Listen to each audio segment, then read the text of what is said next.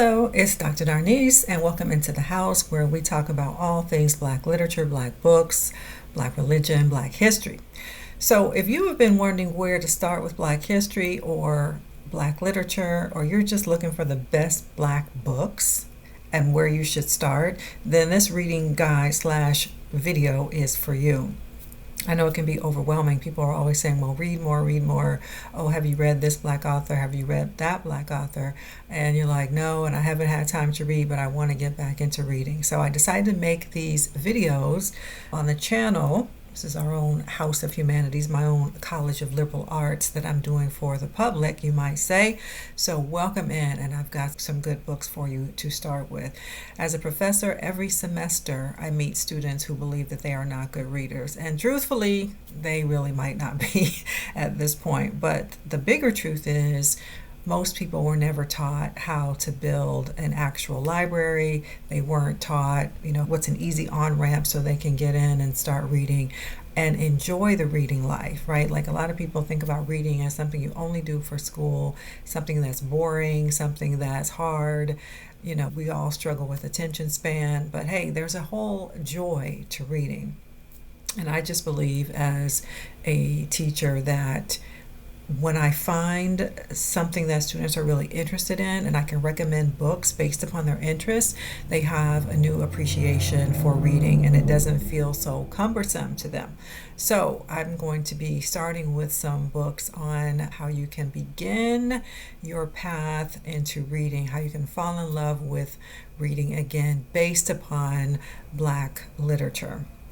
On this channel, I really focus on the Black intellectual tradition, the Black artistic tradition. So I always use examples from our own traditions, right? The rest of the world does, right? Our Black culture is kind of what makes the world go round, and sometimes we forget that. So I want to give you a few books today that you can think of as where to start.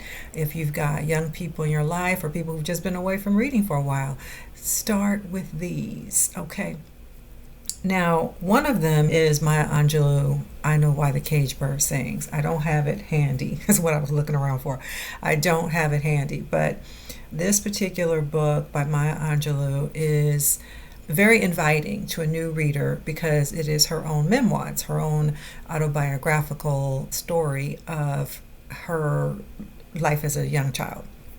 And a memoir is, as opposed to an autobiography, is that you're looking at just one slice of a person's life. So they're not telling their whole story as they would in an autobiography, but a memoir says, I'm just going to tell you about this time when I was like 10 years old and this is what happened, or this is what happened when I was in high school, or these were my college years. So that's a memoir. And so I Know Why the Caged Bird Sings is Maya Angelou's memoir about when she was a young girl and some things that happened to her, how she was raised by her grandmother and living in the South and what that was like. And, she suffered some abuse. And she decided to stop speaking when she suffered that abuse because she thought if she told that she would get in trouble. And she thought she would get that other person in such deep trouble that it was more than she could manage, right, as a child. It was just too much chaos. And so she decided not to speak anymore. Yeah, she went mute for several years. And anyway, so I Know Why the Caged Bird Sings by Maya Angelou is very, what I call an easy on-ramp for children as well as adults who've not been reading for a long time, because it really places you within a story. And so, of course, we want to know what happens next. And so it's an easy page turner. The next one here, and I do have a list written here because I want to make sure I don't start skipping around. The next one is also a Harlem Renaissance book, an author, and I'm going to do another one of these series on the Harlem Renaissance in particular, so you'll see her again. It might be backwards here on the screen. This is Quicksand in Passing by Nella Larson, a really, I was going to say prominent, but actually she's kind of unsung among Harlem Renaissance authors. You probably know Zora Neale Hurston much better. People talk about her. I'm pointing to my shelf back here. The Eyes Were Watching God by Zora Neale Hurston, and we'll certainly swing back to that one when I do the Harlem Renaissance installment of this series. But Nella Larson was also an author during this time, the Harlem Renaissance, which was the 1920s. And this particular volume that I have has two of her stories in it, one, Quicksand and Passing.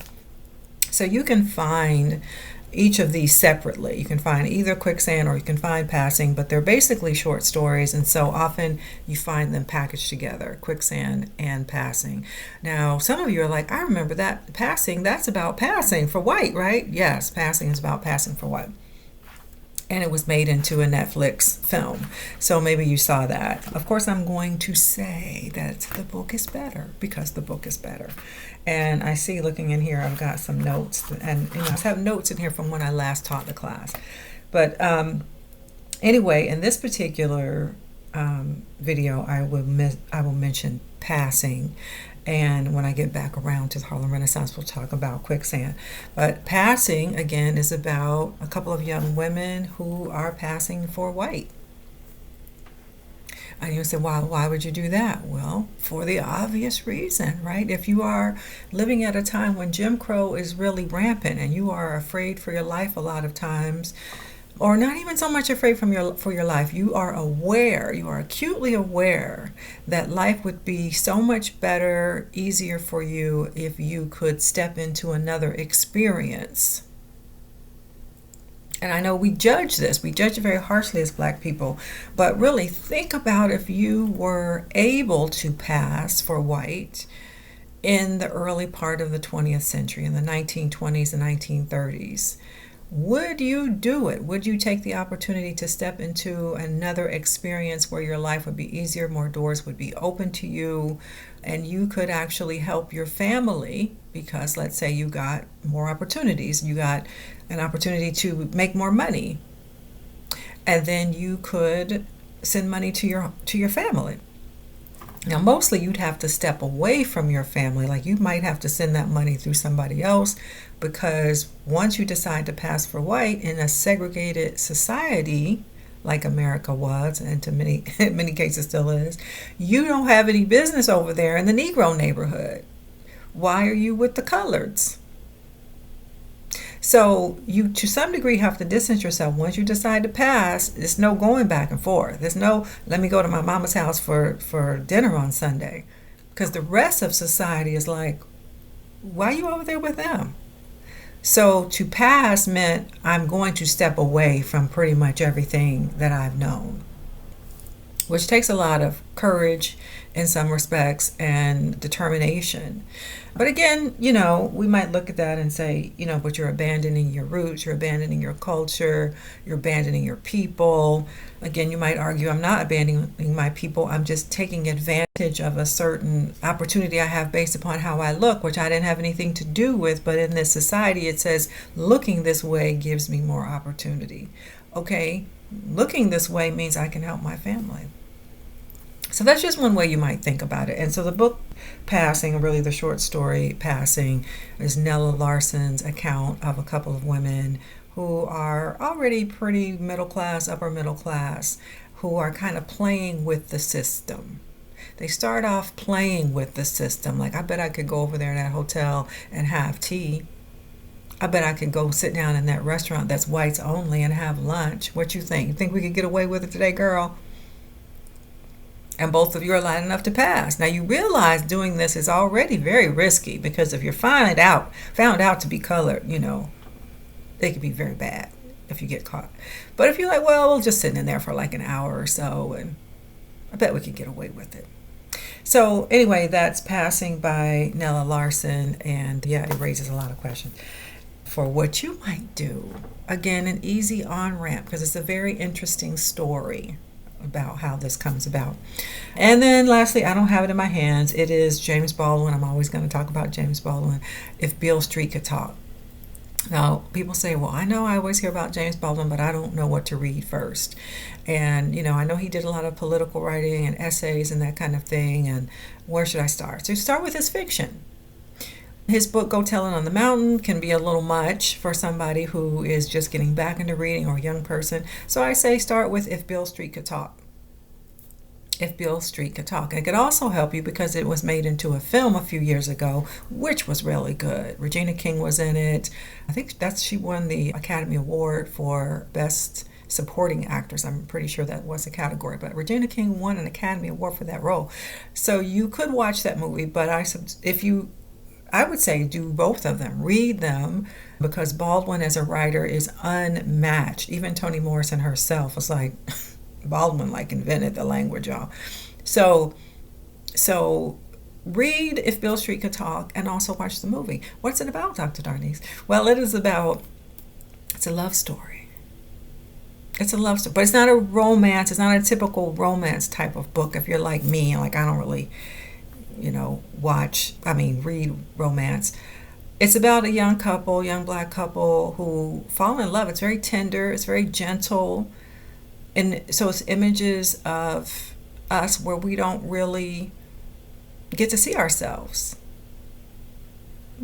We don't get to see young love, gentle love, people falling in love for the first time as teenagers. And then the system, the young man gets caught up in the system. And so the families, how they relate to each other, there's a baby on the way, like how the family's going to deal with this. And so it's a really good story. I recommend it as your first Baldwin book or your next Baldwin book, as the case may have been. So those are my suggestions for now. Don't worry about reading everything. Just pick something. Pick something and jump in. Pick something and jump in. And as I said, I'm going to come back and do one that's specifically about the Harlem Renaissance. And so we're going to pick up some of these authors again. Again, I am looking around for my notes because I want to make sure I covered the things I wanted to cover. I'll just end it right here and say welcome to the Reading Life, or welcome back to the Reading Life. Welcome to the House of Humanities. Over here is where we talk about Black history, Black books, Black religion, Black culture. Bye for now.